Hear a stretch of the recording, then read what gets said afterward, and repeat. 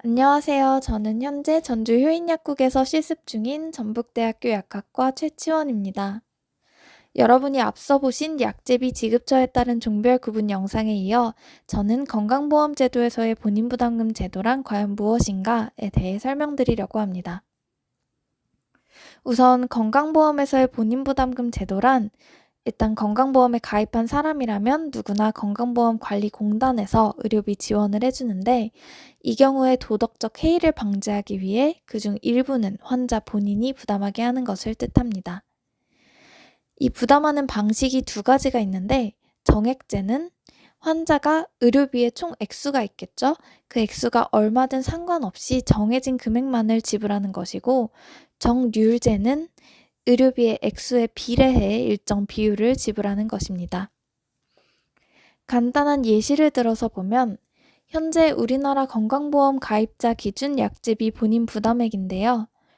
65세 미만인 경우 총 약제비가 10,000원 미만이면 본인 부담금이 1,000원으로 고정입니다. 이런 경우를 정액제라고 하는 것이죠. 반면 10,000원부터는 총 약제비의 30%를 지불하게 됩니다.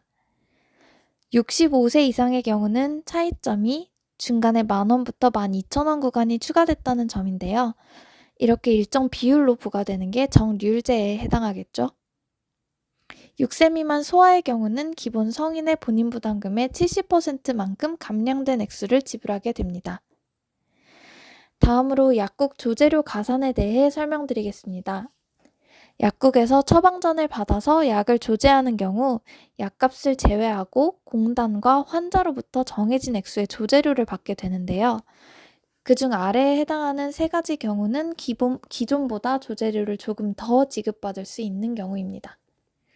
첫 번째는 야간, 토요일, 공휴일 가산으로 보통 평일 근무 시간이 끝난 후 오후 6시 이후부터 다음날 오전 9시까지 그리고 토요일, 일요일 및 관공서 지정 공휴일의 조제 시에는 기존 조제료의 30%가 가산된 금액이 적용됩니다. 두 번째로 만 6세 미만의 소아의 경우도 야간 가산이 되는데 이 경우 왼쪽과 다른 점은 보시면 저녁 8시에서 오전 7시로 적용 시간이 되겠습니다. 마지막으로 삼킴곤란 등의 이유로 만 6세 이상 혹은 성인의 경우에도 가료약 조제를 요청하는 경우가 종종 있는데 이 경우에 반드시 처방전에 가료약으로 명시가 된 경우에만 가산 혜택을 받을 수 있다고 하니 이 점 유의하시면 되겠습니다. 다음으로 앞에서 설명드린 정률제 예외인 산정특례 제도에 대해 설명드릴 텐데요. 본래 이 제도의 취지는 진료비 부담이 높고 장기간 치료가 요구되는 중증 질환에 대해 본인 부담을 좀 낮춰주려는 거였는데 이후 새로운 내용이 추가되면서 원래대로 본인 부담을 경감시키는 경우와 증감시키는 경우 두 가지를 모두 의미하게 되었습니다. 일단 경감시키는 경우의 대상 질환은 보시는 것처럼 암, 중증 화상, 중증 치매, 희귀 및 난치성 질환 등이고 지원 기간은 최대 5년이지만 희귀 및 난치 질환이나 암 등은 기간을 훨씬 더 연장해서 급여를 받기도 합니다. 질병별로 얼마나 경감해주는지는 오른쪽을 보시면 아실 수 있고요. 그럼 이제 돈을 좀 더 내라 라고 하는 경우는 어떤 경우인가 살펴보면 약제비 본인 부담 차등 적용이라는 이름으로 불리는데요. 아래 보시는 몇 가지 코드 분류, V252, 352, 452, 이런 코드들에 해당하는 경우는 비교적 가벼운 질환들이니 굳이 2차, 3차 병원을 이용하지 말라는 취지에서 조금 더 높은 비율을 환자가 부담하게 하는 제도입니다. 실제 처방전에서 해당 코드들을 보실 때는 질병분류기호 바로 아래에 있을 수도 있고 아예 하단에 기록되어 있거나 할 수도 있어서 확인을 잘 해주시면 되겠습니다.